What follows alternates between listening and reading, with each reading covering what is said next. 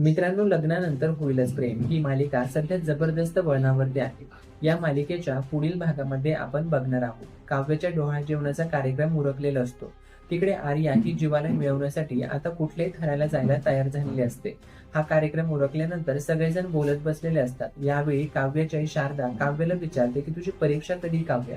काव्याने काही बोलायच्या आधीच गुरुजी येतात आणि लांबूनच म्हणतात की 16 ऑगस्ट रोजी सगळ्यांचीच परीक्षा असणार आहे. आता गुरुजी असं का बोलले, त्यांना काय म्हणायचंय याचा विचार करत सगळेजण आश्चर्याने गुरुजीकडे बघू लागतात. सगळ्यांच्या चेहऱ्यावरती भीती पसरलेली असते. गुरुजी पुढे म्हणतात की 16 ऑगस्ट हा दिवस 16 डिसेंबर सारखाच भयानक असणार आहे आणि सगळ्यांच्या आयुष्यामध्ये तो मोठं वादळ घेऊन येणार आहे आणि याची सुरुवात आदल्या रात्रीपासूनच होणार आहे. आता गुरुजी असं का म्हणाले, 16 ऑगस्ट रोजी नेमकं काय घडणार आहे याचा विचार करत सगळेजण घाबरतात. जसं की या मालिकेच्या 16 ऑगस्टच्या प्रोमोमध्ये आपल्याला दिसून आलंय की नंदिनीच्या खोट्या प्रेग्नन्सीचं सत्य 16 ऑगस्ट रोजी वसू आत्या सगळ्या देशमुख कुटुंबासमोर आणणार आहे.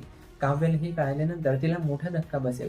सगळ्यांना समजेल की नंदिनीचा आधीच मिसकॅरेज झालं होतं, पण नंदिनी आणि जीवाने ही गोष्ट लपवून सरोगसीचा निर्णय घेतला आणि सगळ्यांना अंधारात ठेवलं.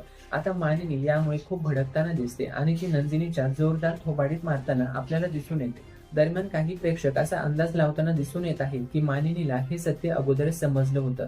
नंदिनी आणि जीवा बोलत असताना मानिनी तिथे आली होती आणि त्यांच्या गप्पा मानिनीने ऐकल्या होत्या आणि यामुळेच त्या रात्री मानिनी आजारी सुद्धा पडली होती. जर मानिनीला हे सत्य अगोदर समजलंय तर ती नंदिनी आणि जीवाला सपोर्ट करताना यापुढे दिसून येईल का, हा प्रश्न आता उभा राहतो. 16 ऑगस्टच्या या भागामध्ये आपल्याला हाय व्होल्टेज ड्रामा बघायला मिळणार आहे. या भागामध्ये नक्की काय घडेल याकडे प्रेक्षकांचं लक्ष लागलंय. तर तुम्ही हा भाग बघण्याकरिता उत्सुक आहात का? कमेंट करून नक्की सांगा आणि पुढील अपडेट्स मिळवत राहण्याकरिता लगेचच चॅनेलला सबस्क्राईब करा.